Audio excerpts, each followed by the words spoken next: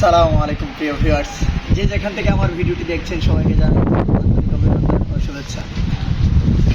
আমি পিছনে তাকিয়ে আকাশের দিকে যখন তাকিয়েছিলাম তখন ভাবতেছিলাম যে ঠিক যেই জায়গাটিতে আমি দাঁড়িয়ে আছি এই স্থান থেকে বাংলাদেশের অনেক ইউটিউবার ভাইয়েরা, অনেক ব্লগার ভাইয়েরা ভিডিও তৈরি করতেন, আর সেখানের কমেন্ট বক্সে গিয়ে আমিও লিখতাম যে ভাই আমিও ইউরোপ যেতে চাই, কীভাবে যাওয়া যায় ইউরোপে।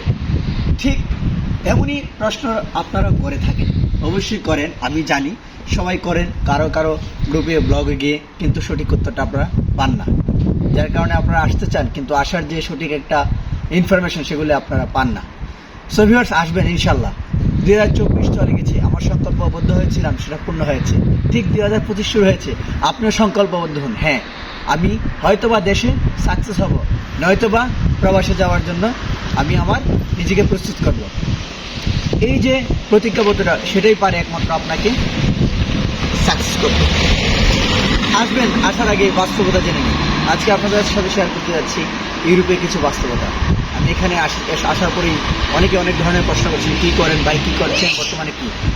আমি এখানে আসার পরে আমাকে রিসিভ করা হয়েছে। রিসিভ করার পরে আমি এখন বর্তমানে একটা হোস্টেলে আছি, একটা বেডের মধ্যে, সিঙ্গেল বেডের মধ্যে, ফ্যামিলি ছাড়া আছি। আলহামদুলিল্লাহ ভালো আছি। দেন আমি টিআরসির জন্য আমি কোম্পানিতে ফিঙ্গার দিয়েছি। হয়তো বা টিআরসি কার্ড পাওয়ার পরে 1 মাস পরে আমি কাজে জয়েন দেবো। তার আগ থেকে বসে বসে শুয়ে খাচ্ছি, আর এইভাবে ভিডিও তৈরি করে আপনাদেরকে দিচ্ছি। একটা জিনিস মনে রাখবেন প্রিয় ভিউয়ার্স, বিদেশ অনেক কষ্টের।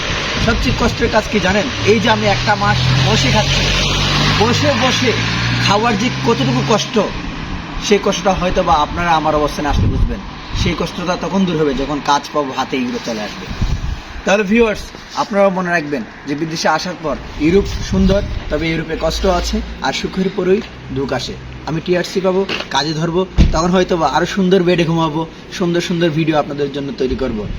So focus on your goal, carry on your life, just become success ইনশাআল্লাহ। সবাই ভালো থাকুন, সুস্থ থাকুন। আসসালাম।